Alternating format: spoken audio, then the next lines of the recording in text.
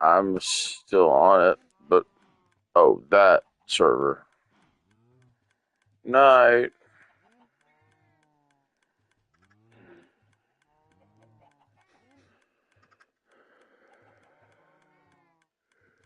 Bye bye.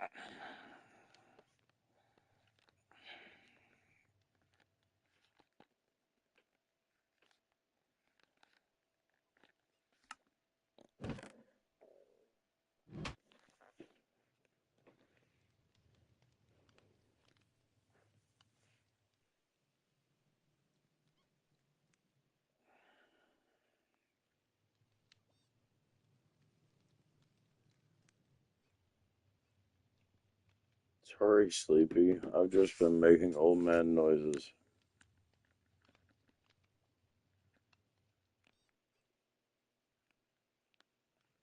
No, that's good.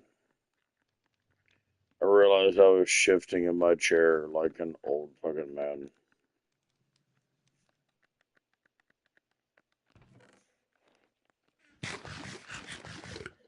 Well, that's good.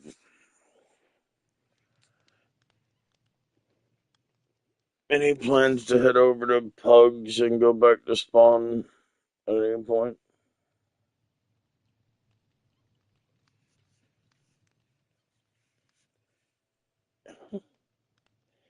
Any plans to go to Pugs and spawn?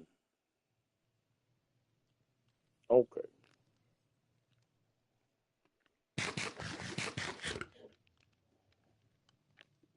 I know. I'm still here.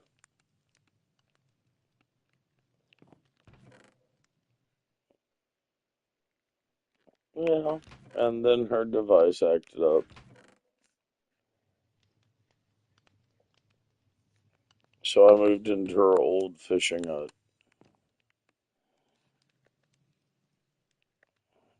I moved into her old fishing hut for the time being, but I kind of miss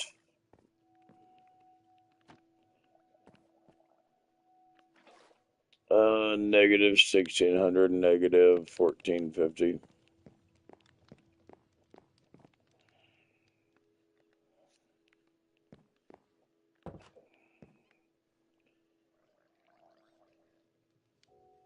Yeah. I tried it last night. That's when I lost all my stuff.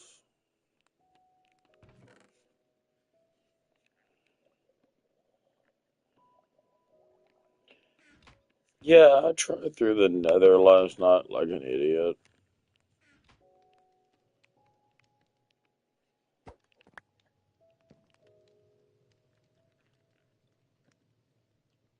It's no worries. I just, because I thought there was a pathway. Well, I was thinking the pathway from Michael and you to where I'm at.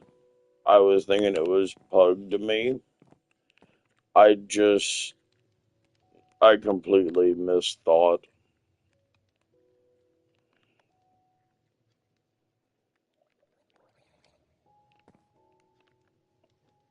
It's all good.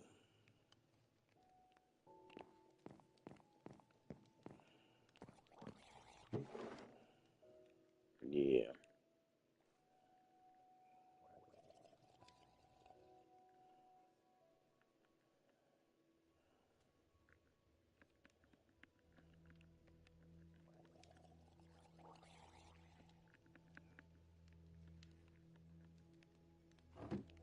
At some point, yeah. I I wanted to build my own, but yeah, this was nice.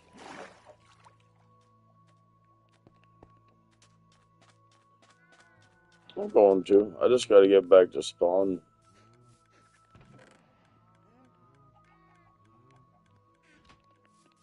I think I'm actually gonna. I got what I have left on me. I think I'll just try it.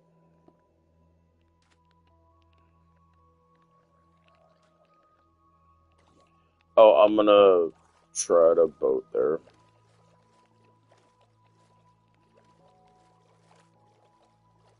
Mhm.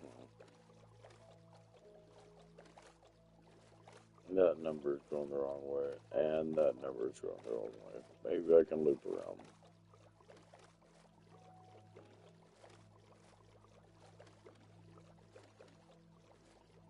What is that sticking out of the water?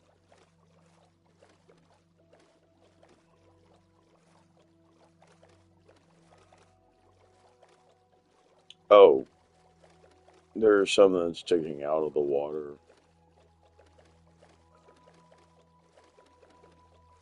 Welcome back.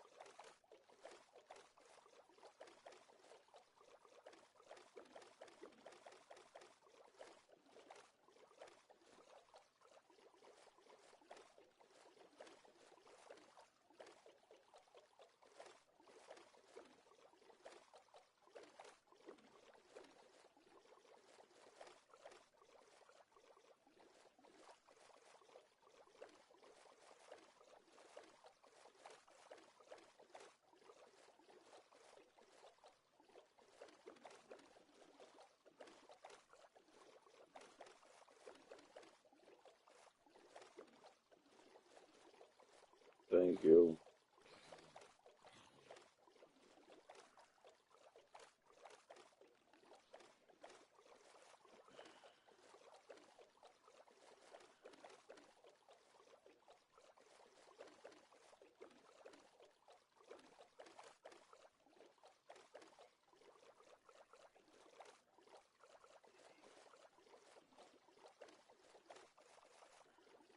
But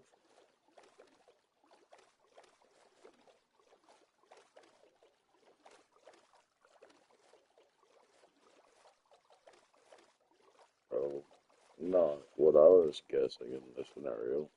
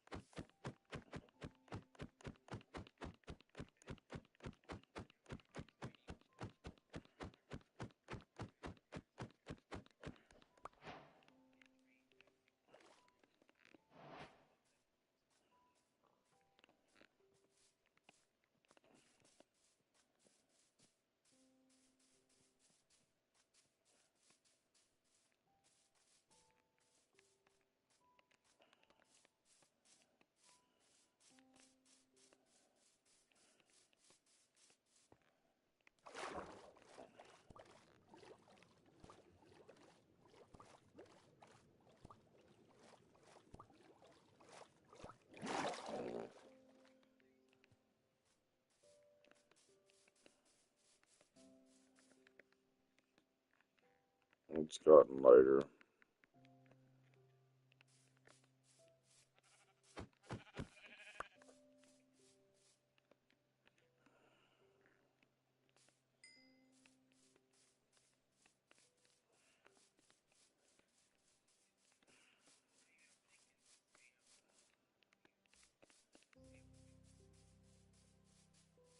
We've been the same time zone all along.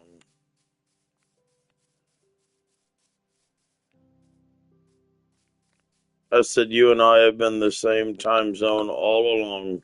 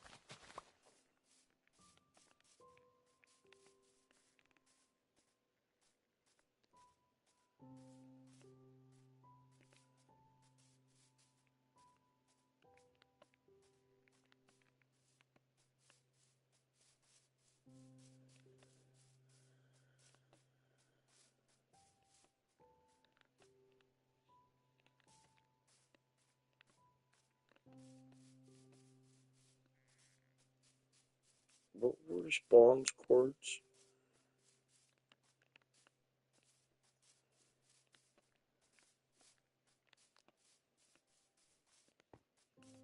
I'm getting close to where it would be. I'm just getting it wrong.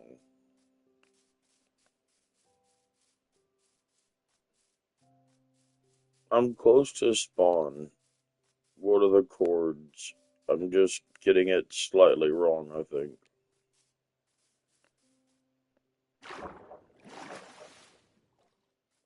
I'm at negative 350, negative 600. And I feel like that's somewhat close. I just can't figure out which direction I'm going wrong. Negative 200, maybe this way? Let's see.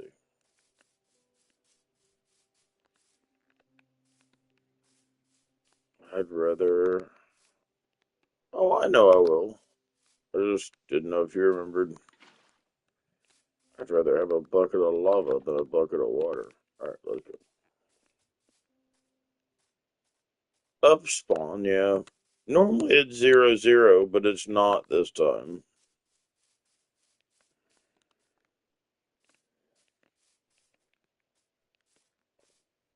Then I got it backwards. My first number is way too low. My second number is way too high. Thank you. I was at negative 300, positive 500. It should be backwards of that.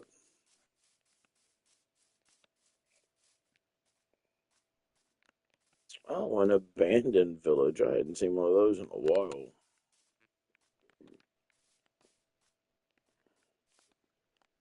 The ones covered in cobwebs.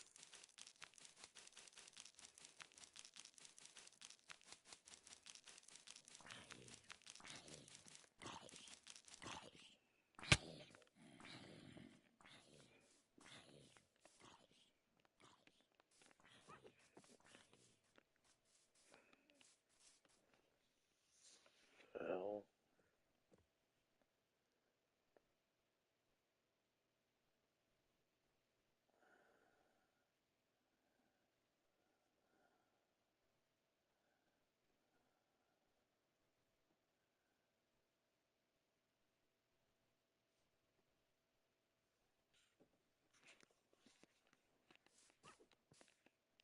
Cool. My best friend made it on her road trip.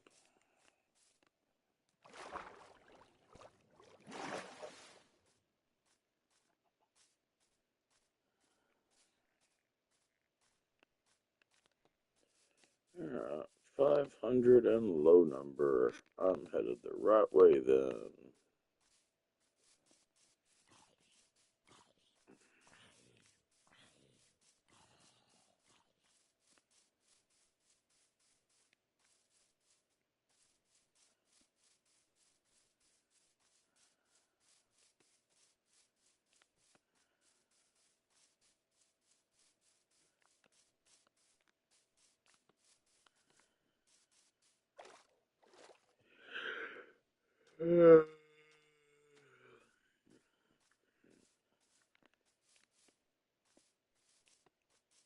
Mm-hmm.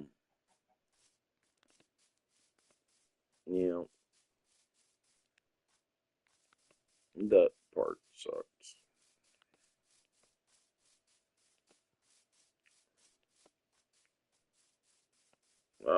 We're getting close. Yay!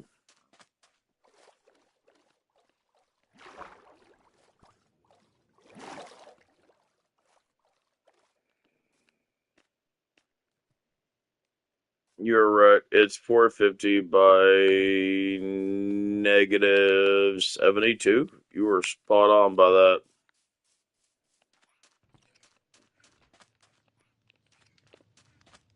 Yep. I'm so glad to see my own bed.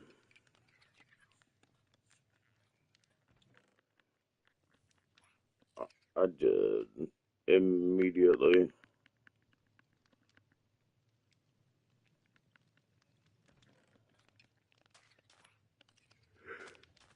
Uh,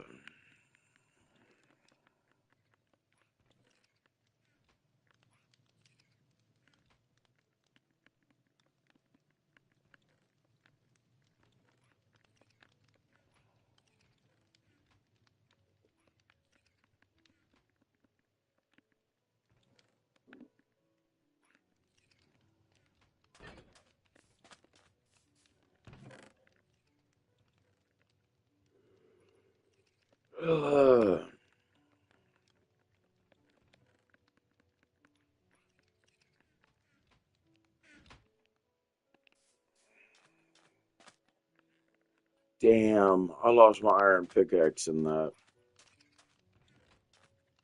I mean, not in the getting here, but like before I got here. That sucks.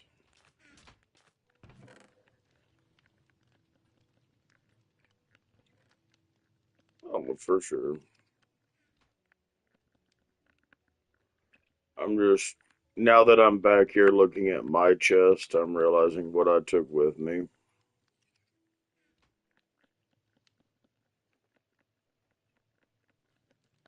My iron pickaxe, two books that might be considered important. Um, Not too much. Like I kept my emeralds here, so that's good.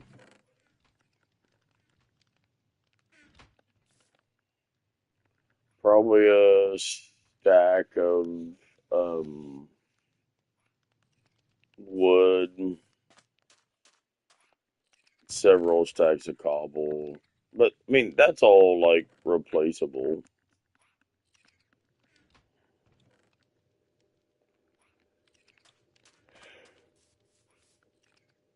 So we're good.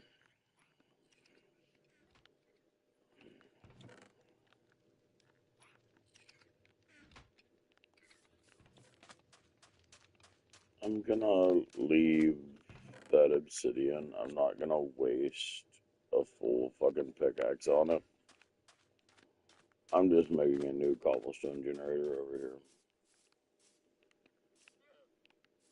One that I understand. Oh, yeah, no, I'm not gonna try to like break the obsidian that is the broken cobblestone generator. I'm just gonna make a new one. One that one that I understand versus how Michael did it. Because I know I broke it because I couldn't see the water. Because I was on that fancy ass version. That water was so clear. Like you really could not tell where water was. I fixed that now, but I don't know how he designed it before for three people. I'm just gonna do my version.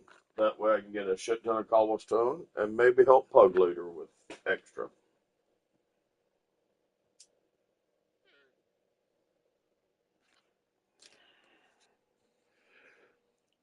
I think I'm gonna hop off VC. Is that okay? Yeah. Talk later. I mean another day. Okay. Night. Bye.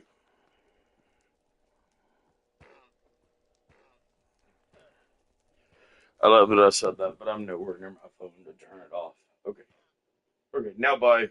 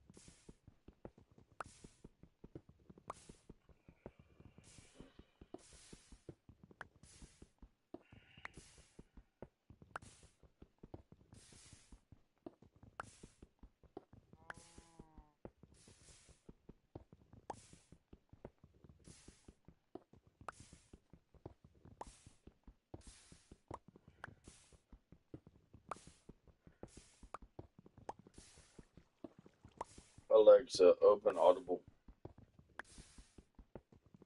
Resuming Project Hail Mary from Audible. Logging what each area seems to say and make guesses as to what the functions are. What I'm really looking for is something like information or here to save humanity, press this button to learn more. No such luck. After hours of poking at screens, I've found nothing. I guess they figured if the crew are so brain mushy that they don't remember how to use the ship, they're probably not useful as scientists anyway. I did find out that any screen can show any instrument panel. They're pretty much interchangeable. Just tap the upper left corner and a menu shows up. Pick whatever panel you like. That's nice. You can customize what you're looking at. The screen directly in front of the pilot's seat is the largest. I decided on a more tactile approach. I'm going to start pushing buttons. Hopefully there's no blow up the ship button. I think Strat would have kept that from happening. Strat. I wonder what she's doing right now. Probably in a control room somewhere with the Pope making her a cup of coffee. She is a really domineering person, but gosh darn it, I'm glad she was in charge of making this ship happen. Now that I'm aboard it and all. Her attention to detail and insistence on perfection are nice to have all around me. Anyway, I bring up the scientific instrumentation panel on the main screen. It's the same panel I spent a lot of quality time with earlier, the one that currently shows an image of Tau Ceti. It has the word helioscope in the upper left corner. I hadn't noticed that before. The left side of the screen has a bunch of icons, other equipment I assume. I press one at random. Tau Ceti disappears. The top left corner changes to read External Collection Unit. The screen shows a diagram of a featureless rectangle. There are some controls here and there to change the angle and to open bow side and open stern side. Okay, noted. Not sure what to do with that information.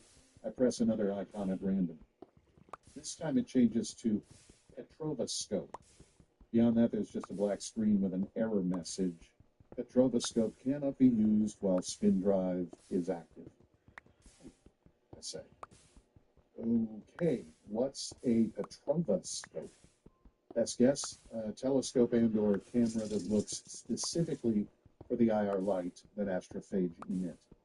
It looks for the Petrova line via the Petrova wavelength, so it's a Petrovoscope. And we really need to stop putting Petrova in front of everything. Why can't I use it when the spin drive is active? I don't know how a spin drive works, or why it's called a spin drive, but I do know I have one in the back of the ship, and it's consuming astrophage as fuel. So it's my engine. It probably activates enriched astrophage to use them as thrust. That would mean there's a ridiculous amount of IR light coming out the back of the ship right now, like enough to vaporize a bus. I'd have to do the math to know for sure, but I can't help it. I want to do the math right now. The engines consume 6 grams of astrophage per second. Astrophage stores energy as mass. So basically, the spin drive converts 6 grams of mass into pure energy every second and spits it out the back. Well, it's the astrophage doing the work, but whatever. I bring up the utility panel on a smaller screen to my right. It has a bunch of familiar applications all ready to go. One of them is a calculator. I use it to calculate the mass conversion energy of that 6 grams. Good Lord. It's 540 trillion joules. And the ship is emitting that much energy every second. So it's 540 trillion watts. I can't even fathom that amount of energy. It's considerably more than the surface of the sun. Literally. Like, you would get hit by less energy if you were on the surface of the sun than if you were standing behind the Hail Mary at full thrust. I'm decelerating right now. Have to be. The plan is to come to rest in the Tau Ceti system, so I'm probably pointed away from the star and slowing down, having spent a really long time at near light speed during the trip. Okay, so all that light energy will hit dust particles, ions, and anything else between me at Tau Ceti as I plug along. Those poor little particles will be brutally vaporized, and that'll scatter some IR light back at the ship. Not much compared to the engine output, but it would be blinding to the petroscope, which is finely tuned to look for trace amounts of that exact frequency. So, using the petroscope with the engine on. Man, I would love to know if Tau Ceti has a petrova line. Theoretically, any star infected with astrophage should happen, right? The little blighters need carbon dioxide to breathe. Can't get that from the star unless you go way into the core, and I don't know if even astrophage could survive those temperatures. If I see a petrova line, it means that Tau Ceti has an active astrophage population that, for some reason, hasn't grown out of control like it has everywhere else. And that line will lead to a planet that has carbon dioxide.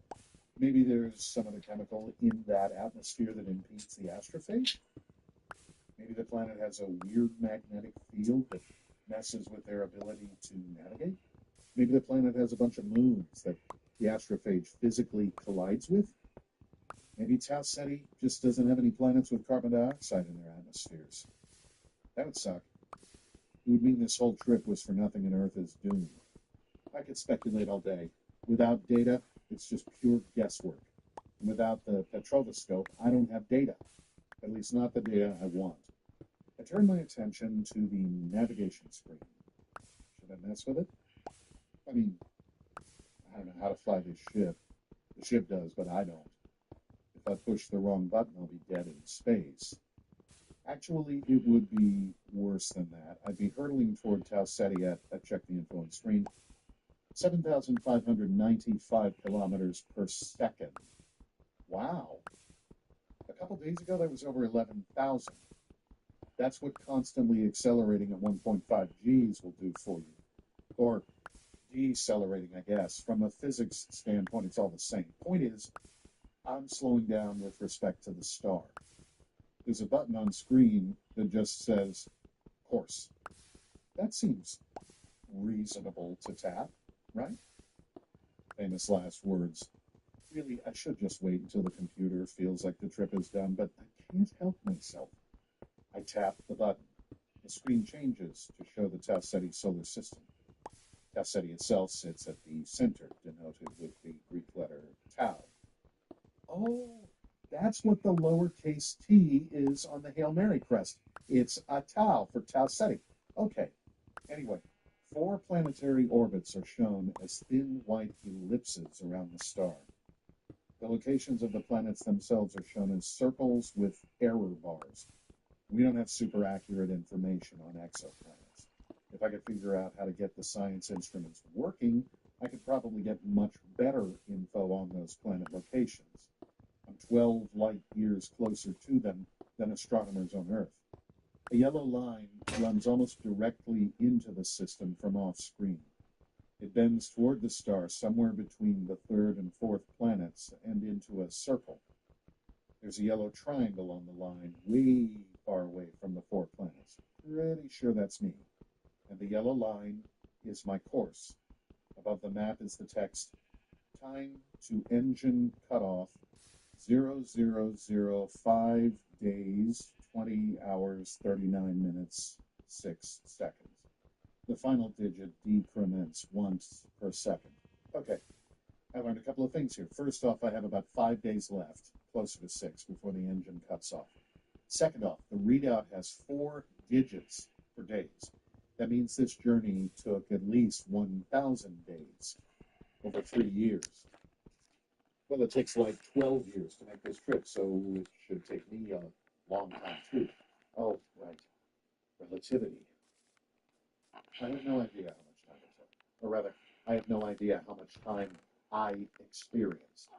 When you get going near the speed of light, you experience time dilation. No time would have gone by on Earth than I have experienced since I left Earth. Relativity is weird.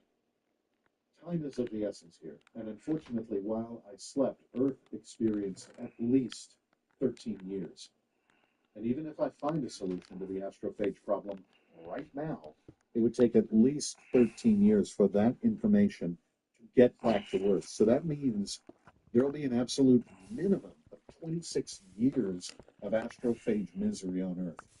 I can only hope they are coming up with ways to deal with it, or at least ameliorate the damage. I mean, they wouldn't have sent the Hail Mary out at all if they didn't think they could survive at least 26 years, right?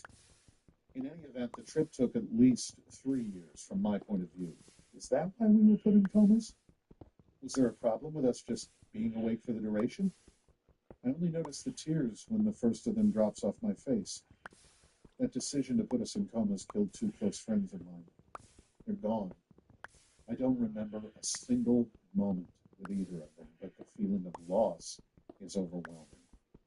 I'll be joining them soon. There's no way home. I'll die out here too, but unlike them, I'll die alone. I wipe my eyes and try to think of other things. My whole species is at stake here. Judging by the path on the map, the ship will automatically put me in a stable orbit around Tau Ceti, between the third and fourth planets. If I had to guess, I would say that's probably 1 AU, the distance that Earth is from the Sun. A nice safe distance from the star. A slow orbit that takes about a year to complete. Probably longer because Tau Ceti is smaller than the Sun, so it probably has less mass. Less mass means less gravity and a slower orbital period at a given distance. Okay, I have 5 days to kill until engine cutoff. Rather than mess around with stuff, I'll just wait it out. Once the engines are off, I'll fire up the Petrova scope and see what's out there. Until then, I'll try to learn as much about the ship as I can. I'll do just about anything right now to keep from thinking about Yao and Ilyushin. Technically, the carrier was named the People's Liberation Army Navy Gansu. Why their Navy has Army in its name, I'll never know. Regardless, people stopped calling it that and started calling it Strats that. Despite objections from the sailors aboard, the name stuck. We wandered around the South China Sea, never getting too close to land. I'd spent a blissful week doing nothing but science. No meetings, no distractions, just experimentation and engineering. I'd forgotten how much fun it was to get immersed in a task. My first breeder prototype had demonstrated another successful run. It wasn't much to look at, mostly a 30-foot-long metal pipe with a bunch of ugly control equipment welded on here and there. But it did the trick. It could only generate a few micrograms of astrophage per hour, but the concept was solid. I had a staff of 12 people, engineers from all over the world. A couple of Mongolian brothers were my best engineers. When I got a call from Strat to meet her in the conference room, I left them in charge. I found her alone in the meeting room. The table was strewn with papers and charts, like always. Graphs and diagrams of the window walls, some new, some old. Strat sat at one end of the long table with a bottle of Dutch gin and a lowball glass. I'd never seen her drink before. You wanted to see me? I said. She looked up. Her eyes had bags. She hadn't slept. Yeah, have a seat. I sat in the chair next to her. You look terrible. What's going on? I have to make a decision, and it's not easy. How can I help? She offered me the gin. I shook my head. She topped off her own glass. The Hail Mary is going to have a very small crew compartment, about 125 cubic meters. I cocked my head.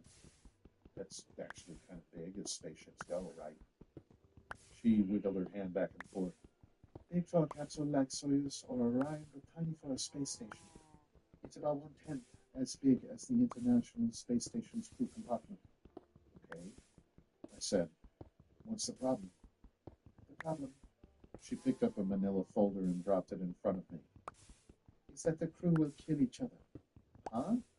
I opened the folder. Inside were lots of typewritten pages. Actually, there were scans of typed pages. Some were in English, some in Russian. What is all this? During the space race, the Soviets briefly set their sights on Mars. They figured if they put people on Mars, the US moon landing would be trivial in comparison. I closed the folder. The Cyrillic writing was nonsense to me, but my guess was Strat could read it. She always seemed to know whatever language was being used. She rested her chin on her hands. Getting to Mars with 1970s technology would mean using a Hoffman transfer trajectory, which means the crew would have to spend just over 8 months aboard the ship. So the Soviets tested out what happens when you put people together in a cramped, isolated environment for several months. And after 71 days, the men inside were getting in fistfights every day. They stopped the experiment on day 94 because one of the subjects tried to stab another one to death with broken glass. How big will the crew be for the mission? The current plan is 3, she said. Okay, I said. So you're worried what happens when we send 3 astronauts on a 4-year trip in a 125 cubic meter compartment? It's not just about them getting along. Each crew member would spend the whole trip knowing that they're going to die in a few years, and that the few rooms on that ship are the only world they will know for the rest of their short lives. The psychiatrists I've talked to say that crushing depression is likely and suicide is a real risk. Yeah, that is some rough psychology, I said. But what else can we do? She picked up a stapled sheaf of papers and slid it toward me. I picked it up and read the title. A study of long-term primate and human coma patients and detrimental after effects, Srisuk et al. Okay, what am I looking at here? That's a study by a failed company in Thailand. She swirled the gin in a glass. The idea was to put cancer patients into induced comas for their chemotherapy treatments. The patient gets the chemo but doesn't have to be awake to suffer through the process. Wake them up when the cancer goes into remission, or when it's no longer treatable and it's time for hospice. Either way, they skip a lot of misery. That sounds like a great idea, I said. She nodded. It would be, if it wasn't so lethal. Turns out the human body just isn't supposed to be in a coma for a long time. Chemo lasts months and often needs additional rounds after that. They tried various means for medically induced comas on primates, and the primates either died during the coma or came out of it with mush for brains. So why are we talking about it? Because they did more studies. This time on historical human coma patient data. They looked at humans who had come through long comas relatively unscathed and tried to see what they had in common. They found it. Old Russian space agency documents were a mystery to me, but scientific papers were my forte for a long time. I flipped through the paper and skimmed to the findings. Gene markers? I said. Yes, She said. they found a collection of genes that give a human coma resistance. That's what they're calling it. The sequences are in what scientists used to think was junk DNA, but apparently it's something we evolved a long time ago for some unknown reason and still lurks in some people's genetic code. Are they sure these genes cause coma resistance? I said. They correlate, but do they cause it? Yes, they're sure. The genes are found in lower primates too. Whatever it is, it goes way back in the evolutionary tree. There's speculation it might go all the way back to our aquatic ancestors used to hibernate. In any event, they ran tests on primates with those genes, and they survived long comas with no side effects. Every single one of them. Okay, I see where you're going with this. I put the paper down. Do DNA tests on all applicants and use only the people who have those coma resistance genes. During the trip, put the crew in comas. They don't have to experience 4 years of getting on each other's nerves or introspection about their deaths. She raised her glass to me. It gets better. Having the crew in comas makes the food situation much easier. Powdered, nutritionally balanced slurry pumped right into their stomachs. No need for 1,000 kilograms of diverse meals, just powder and a self-contained water recycling system. I smiled. It seems like a dream come true, like suspended animation in sci-fi novels. Why are you drinking and stressed out? There are a couple of catches, she said. First off, we'd have to develop a completely automated monitoring and action system to take care of the coma patients. If it broke down, everyone would die. There's more to it than just monitoring vitals and pushing the right drugs through an IV. It would have to physically move and clean the patients, deal with bed sores, diagnose and treat secondary issues like inflammation and infection around the various IV and probe entry points, stuff like that. Okay, but that seems like something the global medical community could work out for us, I said. Use your strat magic to boss them around or something. She took another sip. That's not the main problem. The main problem is this. On average, only 1 in every 7,000 humans has that genetic sequence. I sat back in my chair. Wow. Yeah. We wouldn't be able to send the most qualified people. We'd be sending the 7,000 most qualified people. 3,500 most qualified people on average, I said. She rolled her eyes. Still, I said, 1/7,000 of the world's population is 1,000,000 people. Think of it that way. You have a pool of 1,000,000 people to look through for candidates. All you need are 3. 6. She said. We need a primary crew and a backup crew. Can't have the mission fail because some guy gets hit by a car crossing the street the day before launch. Okay, then 6. Yeah. 6 people of astronaut caliber who have the scientific skills necessary to work out what's going on with astrophage at Tau Ceti and who are willing to go on a suicide mission. Out of a population of 1,000,000, I said. 1,000,000. She fell silent and took another sip of gin. I cleared my throat. So you either take your chances with picking the best possible candidates and maybe they kill each other, or you take your chances on yet to be developed medical technology to automatically care for a lower tier of talent. More or less. Either way, it's a terrible risk. It's the hardest decision I've ever had to make. Good thing you already made up your mind then, I said. She raised an eyebrow. Huh? Sure, I said. You just wanted someone to tell you what you already know. If you leave the crew awake, there's nothing you can do about the psychosis risk, but we've got years to perfect the automated coma bed technology. She scowled a bit, but didn't speak. I softened my voice. Besides, we're already asking these people to die. We shouldn't ask them to suffer emotional torment for 4 years, too. Science and morality both give the same answer here, and you know it. She nodded, almost imperceptibly, and she downed the rest of her gin. All right, you can go. She slid her laptop over and began typing. I left without another word. She had her stuff to deal with, and I had mine. The memories are coming back more smoothly now. I still can't remember everything, but it's no longer an epiphany when they happen. It's just sort of, oh, hey, I know that. Always knew it, really. I guess I'm one of those people with coma resistance. That explains why I'm here instead of any of the far more qualified candidates that should have been sent. But Yao and Liu probably had those genes too, and they didn't make it. I guess since the medical robot wasn't perfect, they must have had some medical situation arise it couldn't figure out and shake off their memory. The next several days are an exercise in patience. I learn more about the ship to distract myself. I catalog the entire lab. One of the first things I find is a touch-screen computer in a pull-out drawer in the center table.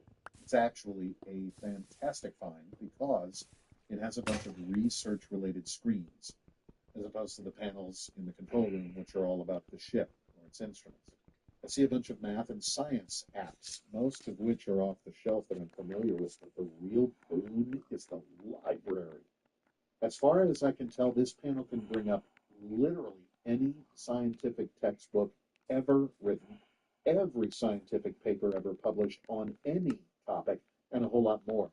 There's one directory just called Library of Congress, and it appears to be the entire digital catalog of everything that's ever been copyrighted in the United States. No books